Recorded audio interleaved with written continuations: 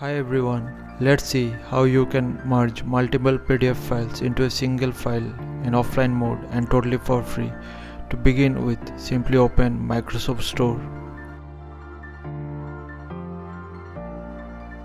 Now in the search box, type Merge PDF and open this particular app. Make sure you're opening this particular app only and click on Get. Now wait for the download and installation process to finish. Once installed, click on Open. Now you will get the option here, Merge PDF.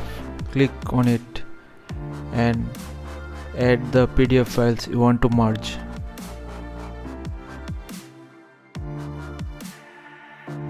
Now once the files are added, you can set the chronology as per your preference. Now at the bottom you'll see the option to merge PDF. Click on it. If you want, you can rename the file and click on save. That's it, the job is done. Now you can open the file directly from here, or you can close the dashboard from here and open the file manually.